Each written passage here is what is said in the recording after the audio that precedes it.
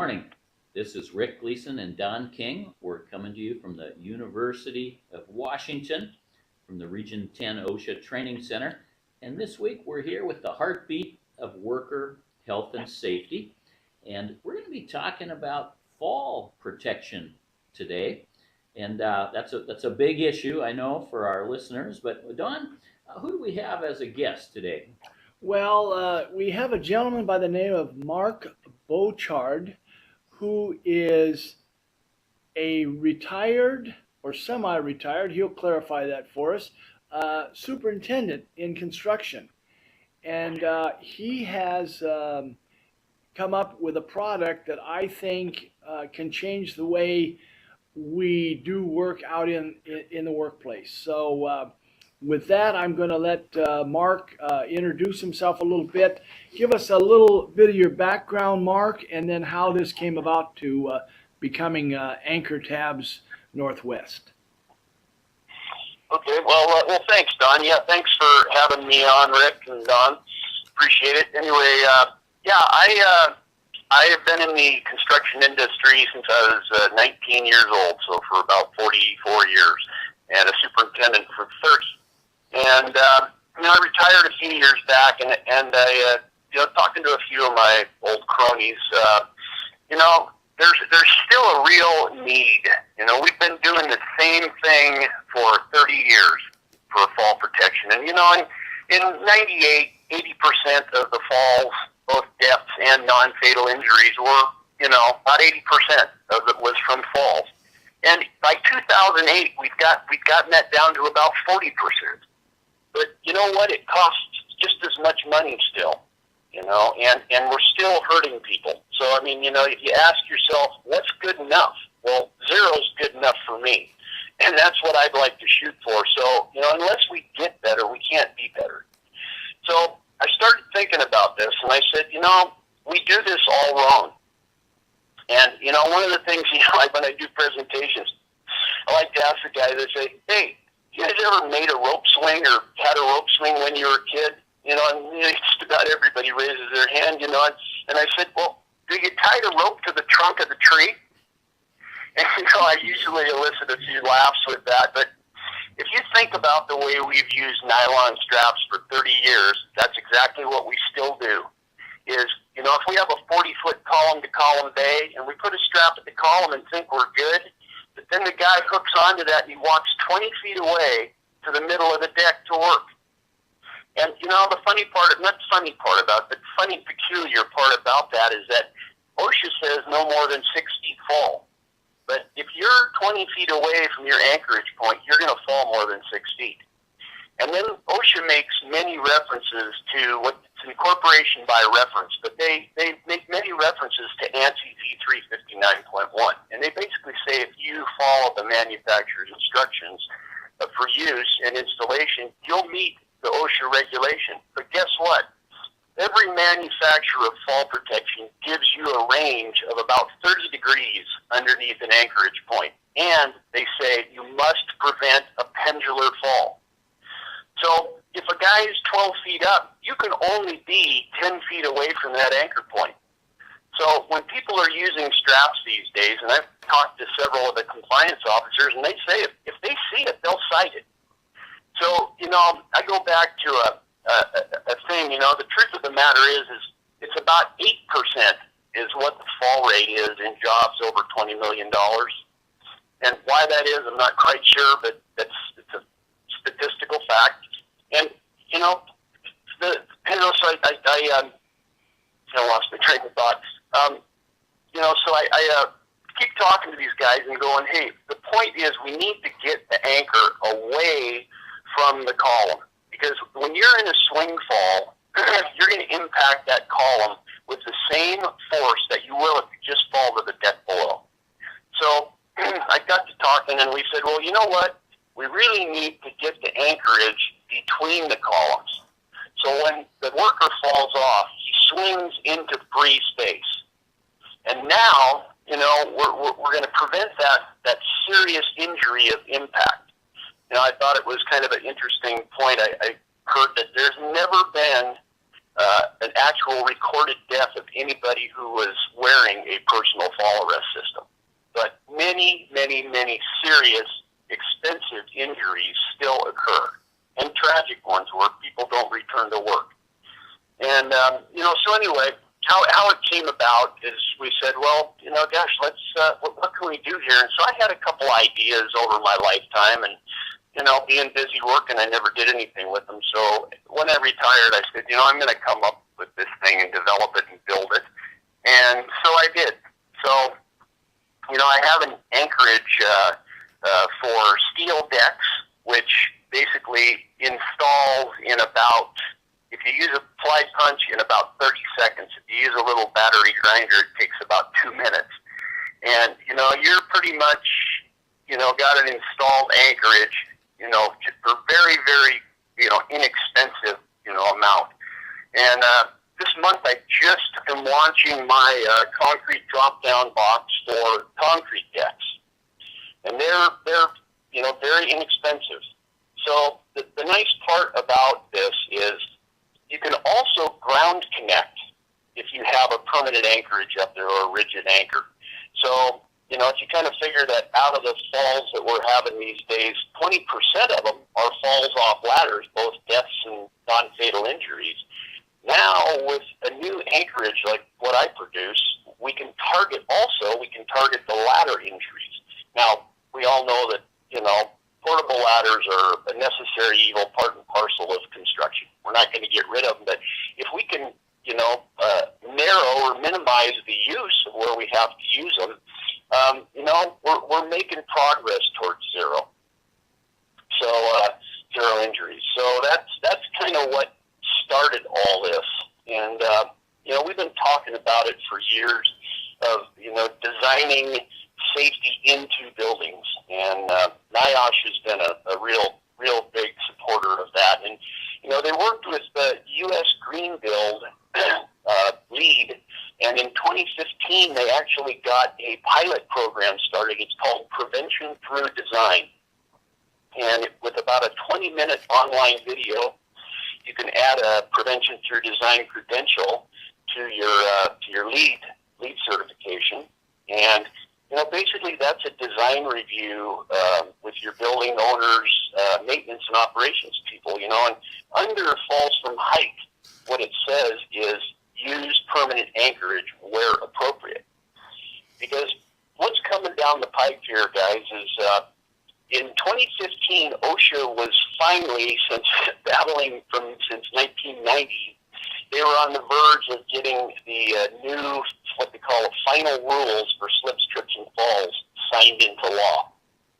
So, for whatever reason, they bumped it till April of this year.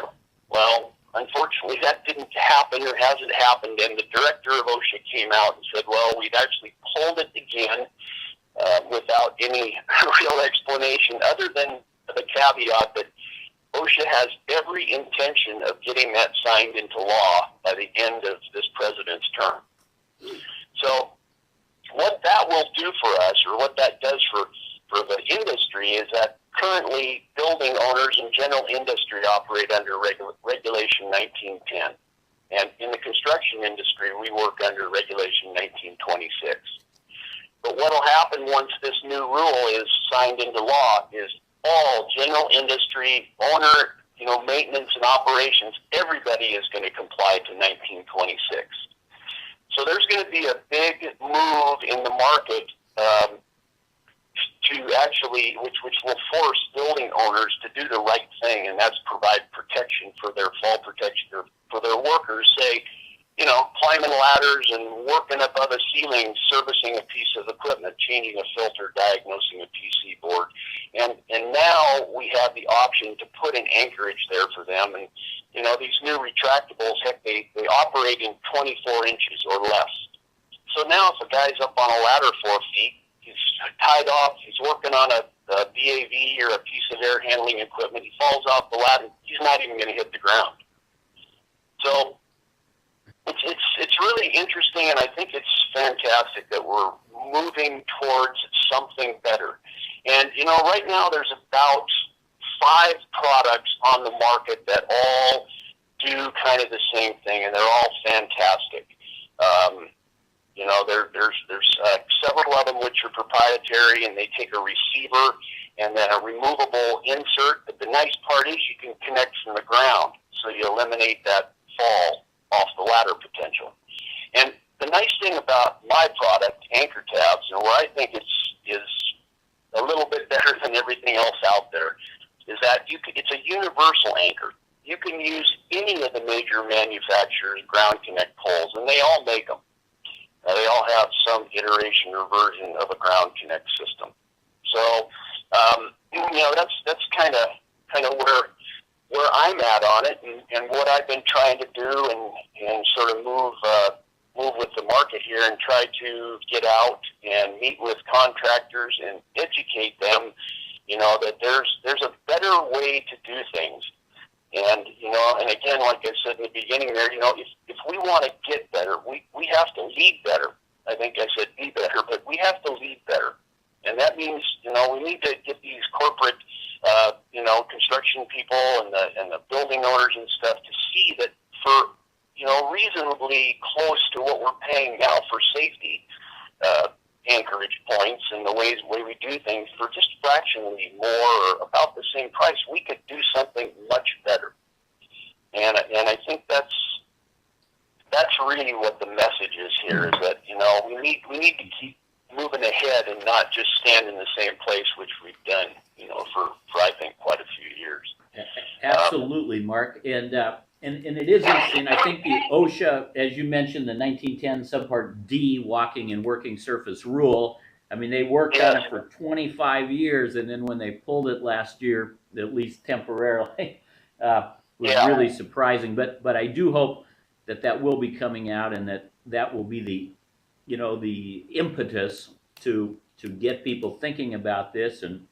But they don't have to wait for it to come out. They can look at that from your perspective. Sure. Hey, can you go ahead? Oh, I'm sorry. What I was going to say is, you know, I just have to throw this out. You know, there's about 18% of all of the general industry people, companies, and about 18% of the general contracting type companies in the nation here that get it. And they're already doing that. I mean, I'll throw out one, and I try not to name people by name, but MSA is noteworthy.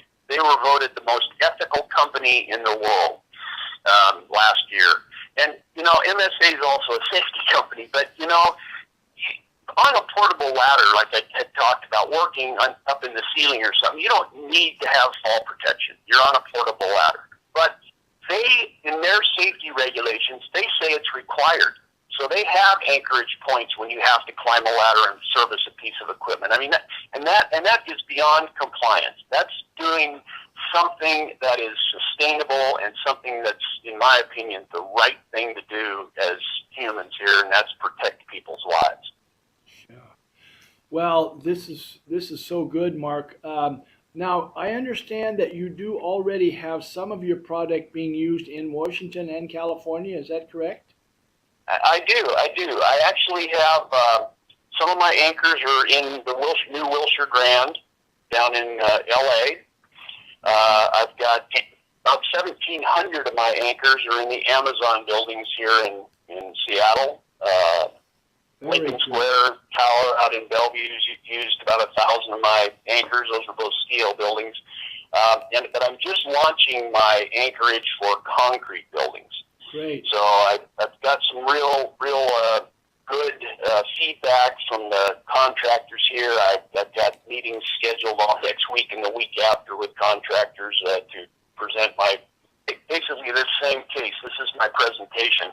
And I'm really, you know, although I think I have a superior product in the market, I talk about all this stuff because there's other options. You know, it's when all you have in your toolbox is a hammer, everything looks like a nail, you know, and here's just one, my product's just one more tool. I just think it happens to be the one I would use if I was a superintendent still, but, you know, I think once you get to looking at my product, I think it becomes pretty obvious. And And Mark, how could we look at your product? Give us some contact information.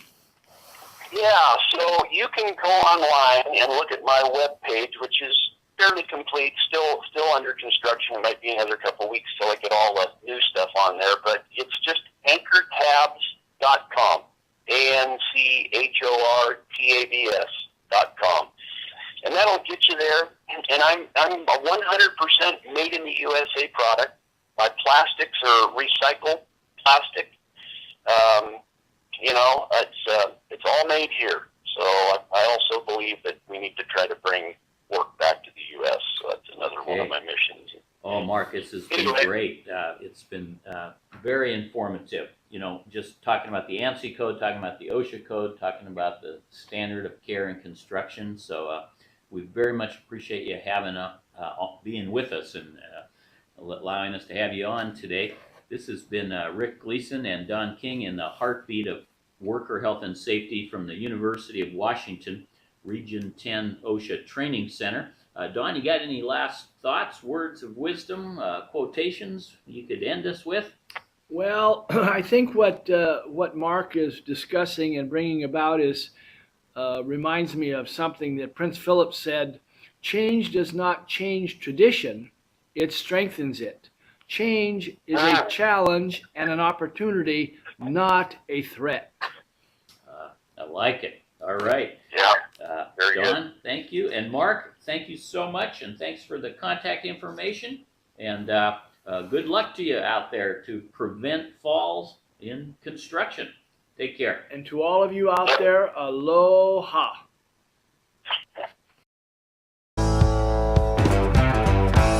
Though I learned a lesson, I forgot it soon enough. The nicks and burns and scratches showed the young ones I was tough. Till another morning, I was grinding on some steel. My other hand got careless and fed my skin into the wheel. Shake hands with danger, step right up and say hello. Grinding wheels and metal, I what made me Three-Finger Joe.